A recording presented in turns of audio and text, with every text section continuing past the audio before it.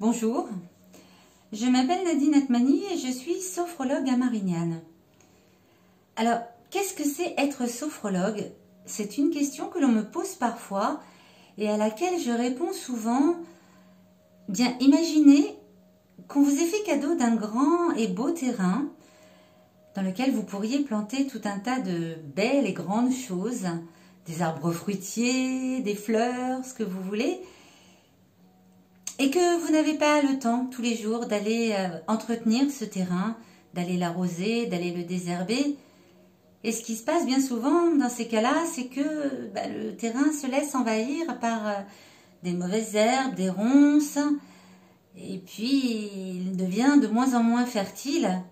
Et dans ces cas-là, vous feriez sans doute appel à un jardinier pour qu'il vienne vous remettre votre terrain à plat. Vous lui demanderiez sans doute ensuite de semer les graines des choses que vous voudriez y voir pousser.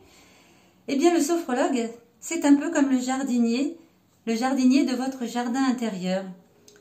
La vie active que nous avons maintenant nous empêche bien souvent de prendre du temps pour soi, entre les enfants, le travail, les courses, les parents.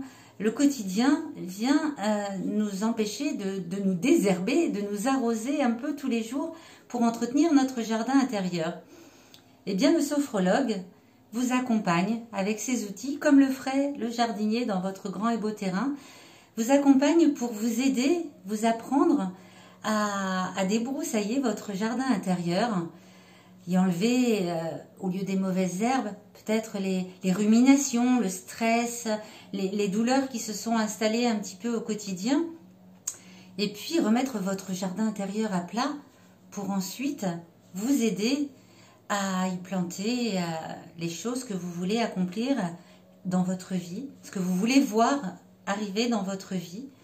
Et puis la dernière partie, eh bien, comme un jardinier le ferait avec vous, ce serait de regarder pousser toutes ces jolies choses qui ont été plantées. C'est un peu ça, le travail du sophrologue, c'est de vous accompagner à entretenir votre jardin intérieur et à aller vers l'objectif que vous vous êtes fixé pour un mieux-être au quotidien, dans votre vie de tous les jours, mais aussi dans d'autres spécificités, comme par exemple accompagner une femme enceinte, vous préparer à un examen, permis de conduire par exemple, un entretien d'embauche ou une préparation pour une épreuve sportive, vous accompagner lorsque par exemple vous avez des addictions, la cigarette, l'alcool, gérer une phobie également, la peur de prendre l'avion, les comportements alimentaires. Il y a des champs d'application, on va dire, de la sophrologie à pratiquement tous les événements de la vie. Et ce qui est formidable, c'est qu'en plus, le sophrologue peut accompagner tout type de personnes. Il peut accompagner de l'enfant, on commence en général vers 5-6 ans, de l'enfant jusqu'à la personne âgée, jusqu'à la fin de vie même. Des sophrologues interviennent dans des unités de fin de vie, avec juste les contraintes qui sont peut-être limitées aux âges, que ce soit un enfant ou que ce soit une personne âgée.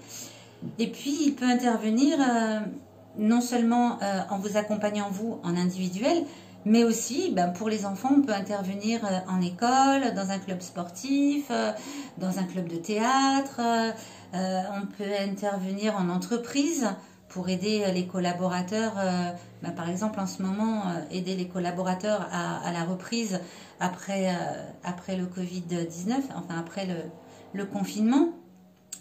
On peut aider les personnes âgées en EHPAD, enfin, il y a, comme je vous disais tout à l'heure, il y a un créneau tellement large que je ne peux pas tout vous développer là maintenant tout de suite. D'ailleurs, si vous voulez en savoir plus, je vous invite à aller consulter mon site passionsophro.fr et à vous renseigner sur les applications de la sophrologie. Et puis, bien écoutez, j'espère que ça vous a éclairé un petit peu, cette métaphore du jardinier et du sophrologue. Et il me reste à vous souhaiter une excellente journée et je vous dis à très très bientôt.